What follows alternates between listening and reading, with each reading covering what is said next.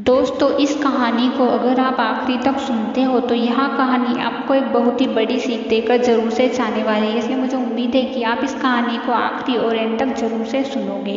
एक गुरु था जिसका एक बहुत ही भोला भाला शिष्य था। वह शिष्य गुरु से बहुत ही स्नेह करता था और जो गुरु था वह भी उस शिष्य से बड़ा ही स्नेह करता था। दोनों एक दूसरे से स्नेह करते थे, लेकिन शिष्य बड़ा ही आलसी था, निकम्मा था, हमेशा काम को टालता रहता था। आज नहीं कल करूँगा, कल नहीं परसों करूँगा, ऐसा वह हमेशा करता रहता था, जिससे कि उसका गुरु बड़े ही चिंतित था। वह यह सोचता था कि अगर मेरा शिष्य जिंदगी में ऐसा ही करता रहेगा तो वह कभी भी सफल इंसान नहीं बनेगा, वह कभी भी मेहनत का नहीं खाएगा, बल्कि वह यही चाहेगा कि मुझे बिन मेहनत के ही फल मिल जाए। ऐसा वह चाहेगा और मैं नहीं चाहता कि मेरा शिष्य ऐसा बने।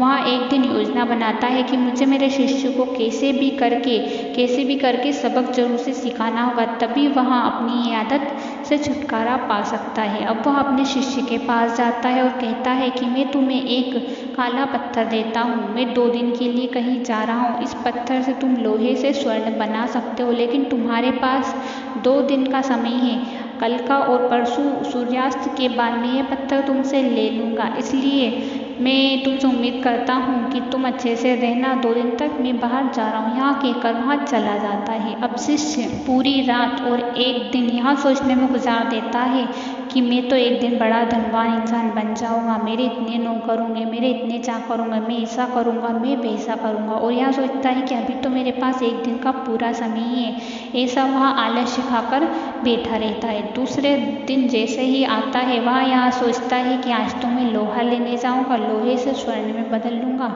ऐसा करूँगा, वैसा करूँगा। इतने में उसके खाने का समय हो जाता है। अब वह जैसा ही खाना खाता है तो उसकी आदत थी कि खाना खाने के बाद वह आराम करता है। खाना खाने के बाद वह जैसे ही सोने लगता है तो उसकी नींद ही नहीं खुलती। सूर्यास्त का समय करीब आ जाता है। जैसे उसकी नींद खुलती है तो मार्केट की तरफ दौड़ने जाता है।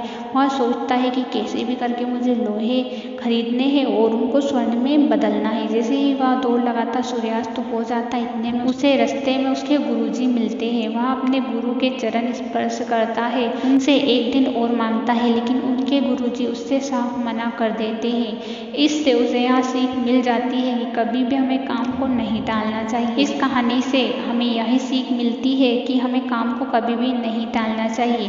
कई लोगों के पास मौका तो होता है, लेकिन वे आलस्य के चक्कर में उस मौके को गवा देते हैं और अपना जीवन बर्बाद कर बैठते हैं। इस कहानी से हमें यही सीख मिलती है कि अगर हमारे पास मौका है तो हमें उसी टाइम काम कर लेना चाहिए, ना कि आलस में उसको टालना चाहिए। इससे हमारा ही नुकसान होता है।